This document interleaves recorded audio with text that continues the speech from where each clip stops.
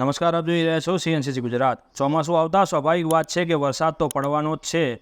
એમાં બી આ વખતનો વરસાદ થોડો વધારે પડતો પડવાથી વિકાસ પણ ચારે તરફ કેટલો થયો છે તે દેખાઈ આવ્યો છે। કેમ કે ભ્રષ્ટાચારમાં સપડાયેલા લોકો લોકહિત કરવાને બદલે પોતાના ખાઈકી અને ઘર ભરવાના ભ્રષ્ટાચાર આચરતા હોય છે તે આ વખતે દેખાઈ આવ્યું છે।